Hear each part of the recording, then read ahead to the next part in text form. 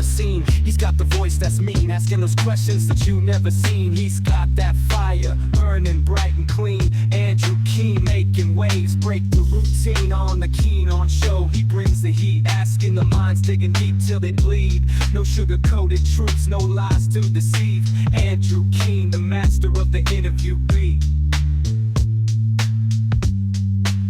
He's got the knowledge, he's got the flair, challenging ideas with a fearless stare. With every question, he's uncovering what's there. Andrew Keen, a truth seeker, he's aware. Hello, everybody. It's Friday, August 23rd, 2024. When I'm going to talk Trump or Harris. Got more important things to think about, like Ian Bogost. He was on the show a few years ago on the Keen On show. One of technology's, I think, smarter, more experienced, more incisive critics, observers. When he was on my show, he had a new book out, Play Anything, The Pleasure of Limits, The Uses of Boredom, and The Secret of Games. It's a good book. And Bogost is a regular contributor to The Atlantic. He's one of their tech contributors. His piece this week was entitled, AI Cheating is Getting Worse. Colleges Still Don't Have a Plan. It's an interesting, provocative piece. He argues that AI in colleges now has resulted in the situation devolving into what he calls absurdism, but not everyone agrees with Bogost. Stephen Sinofsky, a very significant tech executive. He was Mr. Windows at Microsoft for many years. He has an excellent blog called Hardware Software. And he responded explicitly saying using AI for school is not cheating. So we have Sinofsky and we have Bogost. And then, of course, we have the great Keith Teare, who in this week's That Was the Week newsletter comes out very clearly in the Sinofsky camp. Kids love AI, his newsletter says, and teachers should too. He acknowledges in the editorial that it was 100% inspired by Sinofsky's essay. So, Keith, perhaps you might explain why Sinofsky's inspired you for this week's newsletter. I actually, I had this dirty little secret I was harboring, which is that I write about it in the editorial, that when I was in Paris for the Olympics, my youngest son had to do some summer school work, English work, all about rhetorical devices, understanding rhetorical devices. You'd think it would be genetic based on him being my child, but it apparently isn't. And it was multi-answer questions. And so he was doing these modules, 10 questions at a time, 4 possible answers per question. He did them and then he photographed them and sent them to me, and I fed them to ChatGPT. And I said, can you read this question, look at the answers, and give me your reasoning why you either agree or disagree with Luke's answer. And it gave maybe a 50 to 100 word reasoned response saying he's right or he's wrong or whatever. Across 200 questions, it disagreed with my son, I think, about 5 times.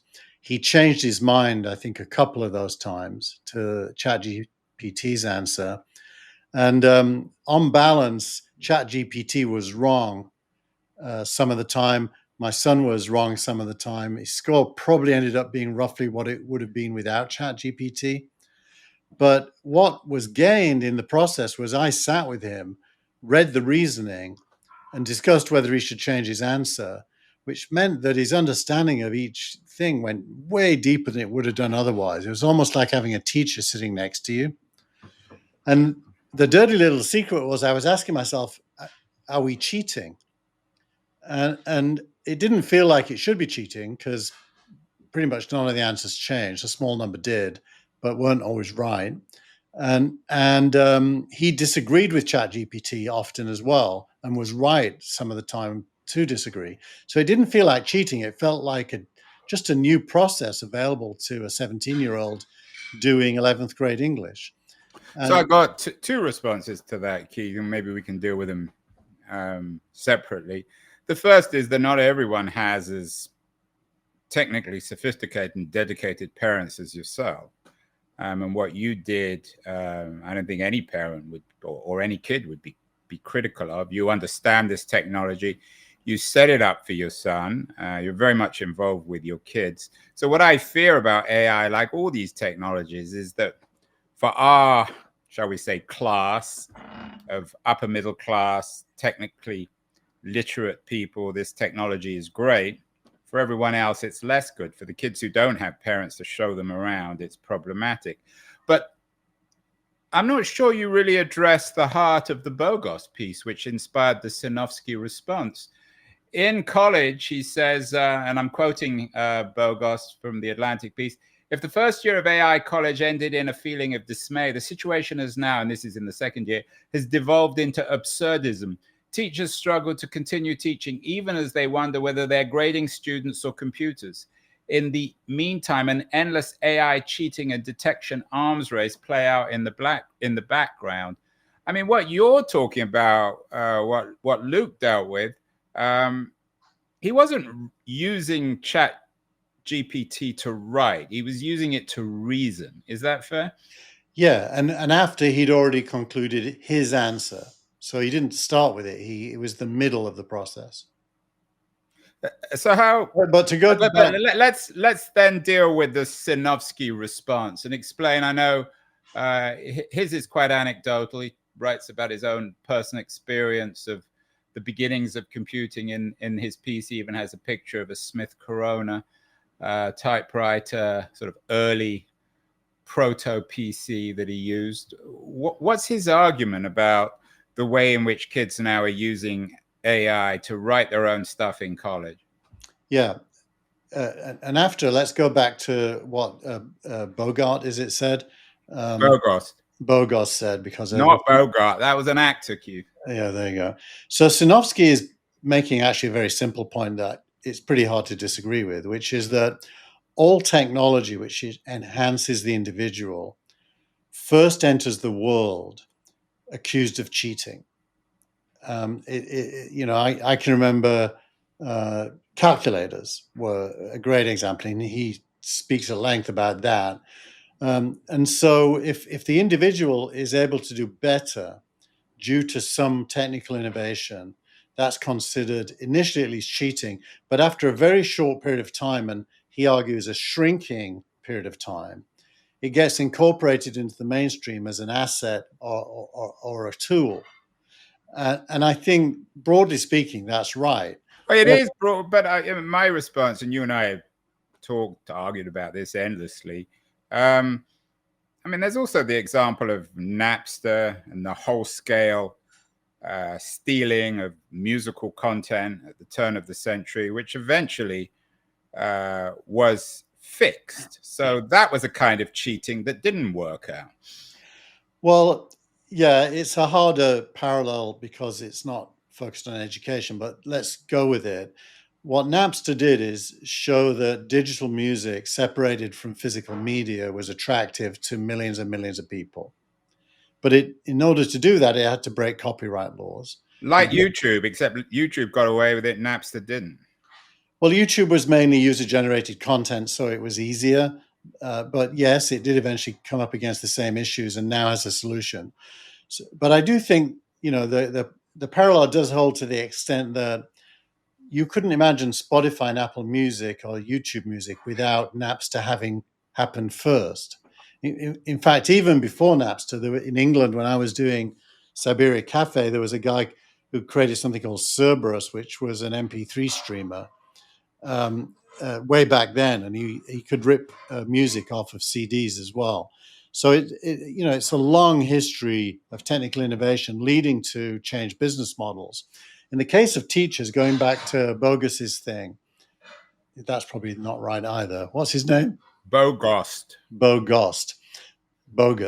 I think I prefer bogus. Anyway, he's not bogus though. He's very bogus. He's very good. He's august. He's a smart guy. We should do more with him. What it means is his point about teachers is correct if you take a snapshot today. Just as musicians and copyright holders were very, very confused what to do when Napster came out. And teachers basically, their core role has to change. It makes no sense for the teacher to be the primary deliverer of knowledge when you have computers that are going to be way better at delivering knowledge.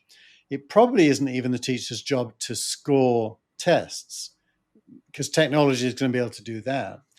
What the teacher needs to be doing is what I did with my kid, which is being the mentor for Well, you were critical. being the teacher. I mean, you Not were as really, a no. parent, but you were doing what a teacher should do. Yeah, and by the way, I didn't know the subject matter very well, so I was really more guiding the thinking process. I would call it emerging critical thinking, as opposed to the knowledge or the scoring. Today's teachers are not doing critical thinking; they're doing knowledge transfer and scoring, which are the least valuable parts of a teacher's job. So redefining a teacher as, if you will, like a mentor or a curator of children, using AI as a tool seems to be a far more promising way to think about it, to me.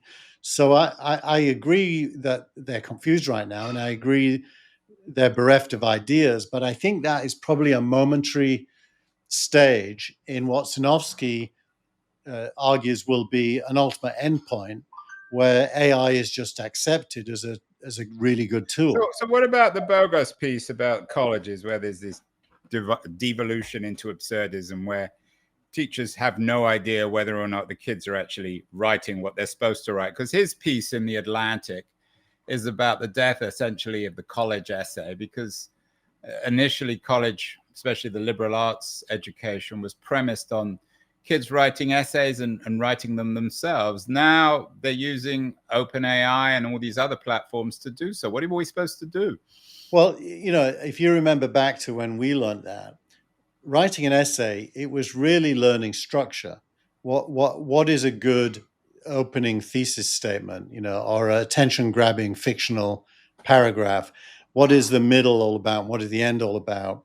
And so essay writing was really scoring learning structure, and the creativity in the writing was always a very minor part of it.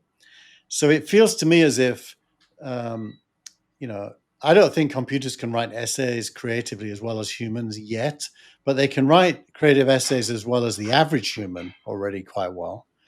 And so the writing process and the structure, probably just like a calculator knows how to divide and multiply, and you don't need your times table, that's going to become commoditized. Right. So maybe what you're saying, and this is an argument a lot of people in AI make, is that on the one hand, AI will commodify certain aspects of essay writing, but it actually adds to the value of creativity and the quality of the writing in itself, because the software is never really going to be able to replicate what humans can do when it comes to style. Yeah. So oddly enough, it actually adds to the human quality of writing. It should accelerate the journey to what you're trying to create, but it doesn't create it for you. So we may still have a generation of Montaignes and Montesquieu's, great essayists, Keith, in our AI age. Well, I think what you'll get is a division between people who hate writing but have to get the score, versus people who love writing and hate being scored. So this comes back to what I was saying earlier about the fact that kids who have the good fortune to have parents like yourself are going to be fine here. Is this just going to be another in a long line of technologies where the elite benefit massively and everything else and everyone else gets commodified? I think that's going to be pretty hard to happen if the internet survives, because the dissemination... The internet survives. Who's going to kill the internet? Let's not go down that rabbit hole. Nobody is the short answer. So as long as the internet is disseminating knowledge through social media and other forms, kids from all backgrounds are going to learn how to do things. Look at the quality of TikToks from poor kids isn't worse than the quality of TikToks from rich kids. In fact, it's often better. So I think I think there's a leveling effect that technology brings in terms of knowledge transfer and capability to execute. So I think the main benefit the elites have is the survival of the existing education system in its elitist hierarchies. I don't know that that education system can survive or even should, which means the elitist kids, their advantage is going to shrink. Yeah, and I think one of the problems with, I mean, this is part of a broader structural crisis of education, both K through 12 and university system in America and elsewhere. So, I mean, there are other issues as well. But also there's this idea of the absence of trust, is that the authorities, the teachers are always assuming that the students are cheating. And I think there's a reciprocity there, is that the students don't trust their teachers or their university administrators. So it's also sort of part of this crisis of trust. Yeah, well, that is part of a broader cultural crisis suffered by all institutions. And the lack of trust is kind of well earned, I believe, because the job that has been done by most of these institutions is less than good. So I think trust has to be earned, and it can only be earned when you're helping and not standing in the way. Does this also suggest, Keith, we've had this conversation before, I'm a bit more skeptical than you on AI, because to me at least, there still aren't real products in AI that are usable.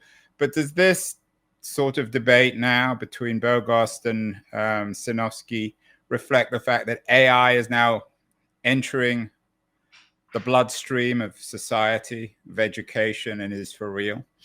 I mean, my observation, it was almost instant. 9 months ago, kids in Gunn High School here in Palo Alto had ChatGPT, and they also had post-ChatGPT AIs that take out the obvious signs of it being AI before submitting an essay.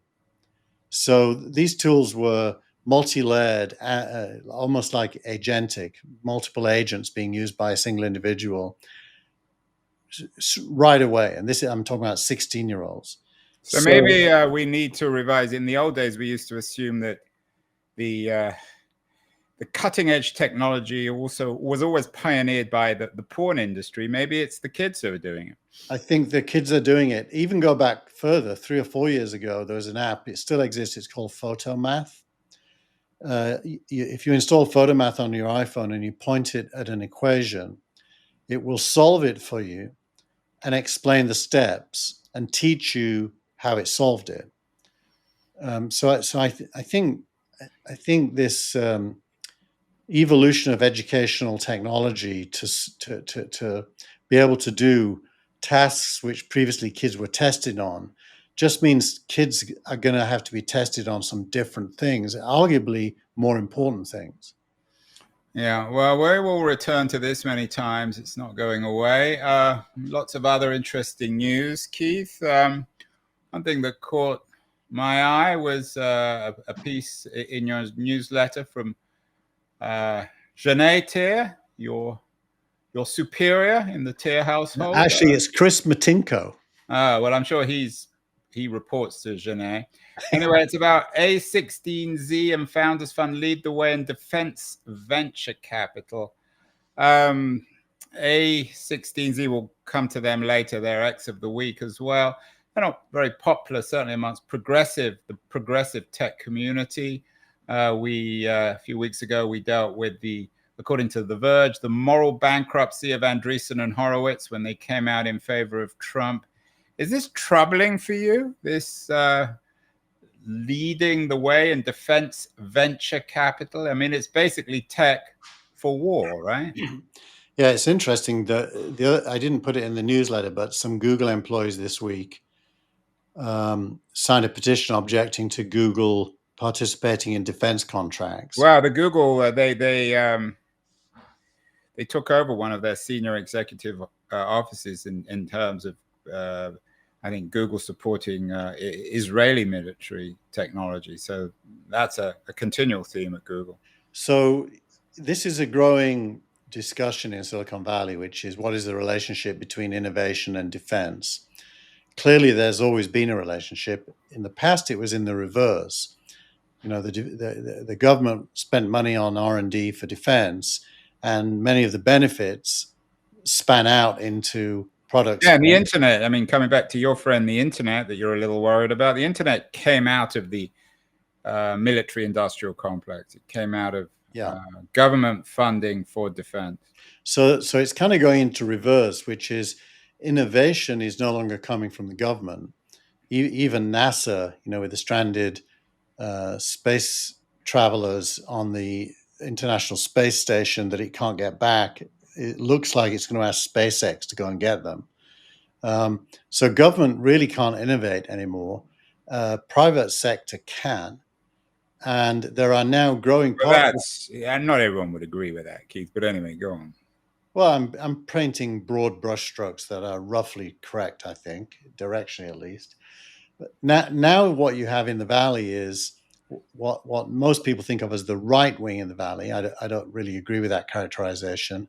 I'm more and more inclined to take money to invest in defense tech and are, you know, pro-American on the world stage and are pro using force where necessary on the world stage, and don't have the scruples of the baby boomer generation about participating in defense. And that this article is tracing that, and it's real and on a very large scale. You know, the Secret Services do have venture funds now in the Valley that invest in companies that may end up being beneficial to U.S. defense interests. Palantir is a great example. Yeah, and Palantir, of course, is a Peter Thiel company. I mean, maybe it's a split between Thiel and Hoffman. It came out in the open on their disagreement on Trump and Harris. But this has always been in the Valley. Well, as long as you have competing global interests with, you know, armies backing up national interests, there's going to be in every country, you know, a whole industry in building things for the military. So what about the moral? I mean, it's a big subject. I'm just interested in your view. The Andreessen Horowitz company are leading this. As I said, a lot of criticism in their support of Trump. They should kind there of be go particular moral. Do you have any moral qualms about this, or are you, as a sort of slightly libertarian supporter of the free market, if people want to buy it, then you should be allowed to make it? Is that your argument? I'm generally a laissez-faire believer. I think if China has better technology, if China has higher productivity, if China can produce things for human beings cheaper and better than America, then I'm not anti-Chinese. I don't reject it because it's Chinese. I think the output of human civilization for human life is valid no matter where it comes from. So but in terms of a military-industrial complex, presumably these companies, they're getting financed by the Founders Fund and the Andreessen Horowitz Fund. They're not going to be able to sell their technology to the Chinese or the Iranians or the Russians, are they? They try. I mean, NVIDIA has developed very specific GPUs, which are a little bit less powerful than the ones they sell here, specifically for the Chinese market, and has gotten US permission to sell them as well, by the way, because capitalism, even though it's competitive between nation states, actually requires purchases between nation states in order to grow. So there's a key contradiction at the very core of capitalism is markets need to grow and nations are small. Therefore, globalism is inevitable at some level, and denying technology across borders probably ends up failing. So if you're really thinking about the future, you want to embrace less fighting. And this defense stuff is really all about it making money from the belief that I mean, maybe that's one of the reasons I've always a little bemused with how explicitly Andreessen and Horowitz came out in favor of Trump. But maybe like him, they're thinking in instrumental terms. Lots of other news this week. It'll be a theme we come back to. Last few weeks, Keith, we've been talking about the decision on Google. Interesting Benedict Evans piece today on Google and competing in search. What does Evans, always an intelligent commentator, what does he say about the Google antitrust case? 2 main points. The first point he makes is that mostly an incumbent, once they get into the lead, are very hard to shake out of the lead. And so new search engines probably isn't scary to Google because the likelihood they could do better than Google is very small. Therefore, his second point is technologies are displaced by new technologies, not by competing equivalents. And in the case of search, the most likely replacement is AI because it can convey information without doing searches. And so the risk to Google is really AI, hence Google's requirement to invest in AI with Gemini. And, and the government seeking to regulate or a judge wrapping it over the knuckles is way less threatening to Google than ChatGPT building a replacement. That's his core points. So you're saying that Google isn't too bothered, and that's my wife works at Google. My sense is they are fairly bothered by this decision. No, they're bothered, but they're more bothered by ChatGPT than they are by this because it's more likely to affect them money-wise. I think most commentators don't believe Google will be broken up after this decision. They believe there'll be some kind of knuckle wrapping or maybe a fine or maybe some behavioral constraints and maybe nothing because it will be appealed. So ChatGPT, on the other hand, is going to release Strawberry, its next version, sometime soon. And the rumors are it is many, many leaps ahead of anything we've seen so far. And I'm sure Gemini are on similar tracks. Again, a story that we'll come back to time and time again. Last week, we talked about, at least in your language, Keith, maybe the death of the EU, a theme from Rohan Silva, who is very highly placed tech investor, player in the UK. We can't let EU's anti-AI rules drag us down too on the UK. Is he in your camp? Does Rohan Silva suggest? I think he was, he was at number 10 for a while. I've met him a few times. Yeah. Is he warning about the same thing, that Europe is dying? He is not just warning, he's saying it's happened already. That innovation in Europe is being strangled out of it by regulation. He sees the British system as being outside of that, but British politicians being underfunded and lazy, he fears that they'll just take European rules and apply them to the UK. And it's a begging letter for them not to do that, but to embrace innovation. So it's very aligned to last week's editorial that we discussed on the show. Is Europe dying? And very similar belief system to mine, which is that regulation really isn't appropriate in the very early days of a transformative technology, because what happens then is the government become the decision makers of what is and isn't possible. And I don't know if you're going to show it, Andrew, but there's a second article this week about Meta, which uses public posts to train its AI. And the EU was wanting to stop that, but has decided it can't because it doesn't yet know what it's of Meta and Spotify argue EU regulation hampering open source AI. Yeah, and it's basically because they're waiting for the EU to tell them what the product needs to be, which is bizarre. So I think the politicians have gotten themselves into a place they really don't want to be, which is they're going to have to, be the architects of innovation, because no one is going to ship a product if they don't know it isn't going to be regulated out of existence.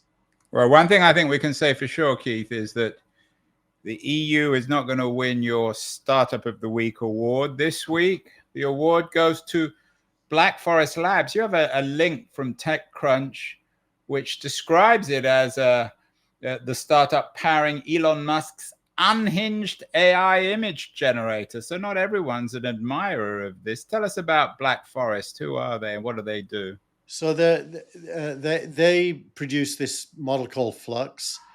Today, if you look at the image I used this week, I did that image on Grok. I don't, as you know, I'm not a big admirer of your images. Well, although I bet although actually this one is a bit better than some of the others. Exactly. So Flux is, and this isn't even the most realistic it can go, but Flux is many leaps ahead of the ones we used to use in that it's able to be super hyper realistic. Yeah, it's not as generic. The other ones you use. I mean, the image for people who are just listening to this image of as a boy staring into a computer screen, and the image of the boy is actually quite good. Yeah. So basically that is Black. What's it called? Black Forest. Black Forest Lab. Like the cake. They created the software that does that, and they're distributing it out through X. A German company. I mean, again, so we do have AI startups in Europe. We do. They're just underfunded by European money. That's the problem. European money, and I bet you anything, Black Forest Labs in Germany have very strict rules about what they're not allowed to let you produce. Although X, being consistent with Elon Musk's view of the world, does not censor what you can produce in an image at all. Yeah, well, that's our friend at X. And what the X of the week, Keith, is from Martin Casado, who is very senior at A16Z, he's the GP there. Martin, and very much in the context of what you've been talking about today, it's an X about OpenAI's letter opposing SB 1047, which is a California initiative to regulate AI. Well, what's this all about? Yes, so California drew up some draft legislation which was super controlling, very EU-like, which has been modified and weakened through. I think Lena Khan was somehow your graduate school friend, Keith, was somehow involved in this. She certainly would have favored it. I don't know if she had her hands on it, but it was Scott Wiener, I think it was the. No Wiener jokes today, I hope. No, absolutely not. But this law has been, reduced. Let's say, OpenAI produced an open letter saying, we're super happy to work with California in figuring out regulation, and we do think there's a need for regulation. And two, we're also super happy to work with the federal government doing the same. And Martin Casado is pointing the finger at them and saying, you're idiots. You are providing the governments, in this case, with the power to act as the product manager over AI, which they're clearly incompetent to do. And you as the leader, the only reason you would do this is because you want them to knight you as the leader and work with you to prevent other people being able to compete with you. And so Casado is the laissez-faire capitalist here. I agree with him. What about Altman in this? I know that he's brought on Chris Lahane, who's a very heavy-hitting former Democrat power player. Was it Airbnb? I mean, is the issue? I think he's his right-hand man now at OpenAI.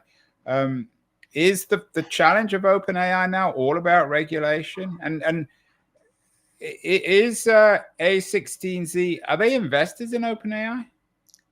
I don't think so. They're investors in lots of competitive products, though, including Facebook. So, look, I think we're at a moment in history where it isn't 100% clear to me what the right thing to do is, to be totally honest. If I was Sam Altman... I hope you're always totally honest, Keith, on this show. Yeah, if I was Sam Altman, I may actually do exactly what he's doing. clearly AI in the hands of bad actors can be, I doubt it can be seriously damaging to the human race, but it can certainly be used for criminal end results that impact individuals. Yeah. And so I think, no regulation makes no sense. It also makes no sense to stop early stage innovation and ask government permission for almost everything you do. So there's somewhere in the middle that makes sense. And I don't think anyone's found that yet.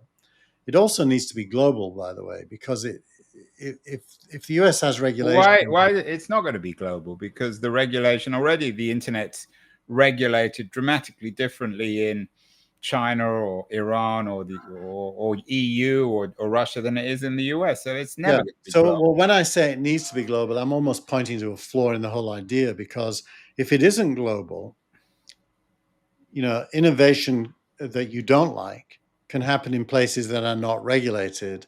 There's no, the Earth's a small place, but it's also a big place. It's totally possible to go to a place where there is no regulation and do exactly what you would do in a place where there is. So unless there's a kind of a human consensus on what is it that benefits humanity versus what is it that doesn't, it's super hard to regulate. Well, that's not going to happen. And there's so much disagreement on what AI is in general. Well, therefore, it shouldn't really be regulated because you can't succeed. There is a dramatic, going back to Google. Google was so unregulated in the late 90s. I mean, there was no regulation at all. Well, why? What Google was doing and the other Web 2 companies, Facebook, YouTube, and now governments, at least, and politicians and maybe the public are feeling as if they need to have some control. Otherwise, they'll look away, and in 5 or 10 years' time, we'll be in a situation where this technology can't be controlled or regulated. Well, that's Benedict Kelly's point. That once you reach a certain point, Benedict Evans. Sorry, did I call him Kelly? I may have called him Kelly in my editorial. Hope not. Anyway, may need to be regulated. Anyway, his point is that there's a point of no going back when the winner is already in. And that, I think that's already true with AI, to be honest. I think the winner is already in, and it's OpenAI and probably Anthropic are the two big ones, at least in general AI. I think. So you're writing Google off? Google will be a player, but they won't own the market. But by the way, I think it would have been wrong to regulate Google earlier. Imagine when Google was young and you kind of stopped it doing Google Docs, spreadsheets and PowerPoints and so on. That wouldn't have been a good thing. It just would have preserved Microsoft's monopoly with Word and PowerPoint and Excel. So I personally think regulation is a blunt instrument. It's way better to look at the market and fund better competition than it is to regulate. Well, that was the week for August 23rd, 2024. We probably have one more August week, Keithan, and then we'll be into September. Lots of new products and developments. It has been anything but a quiet summer, and I will see you again next week. Thank you so much. Can I step on the scene? I'm ready to attack. Andrew Keane. Yeah, he's the one to bash. Asking questions, no filter, just keeps on grinning. He's the man who's got the whole crowd spinning. Money, fame, success, it's all in his sight. He'll dig deep, expose you with all his might. No sugarcoating, he'll cut right through. Andrew Keane, he's the one to spew. Yeah, he's an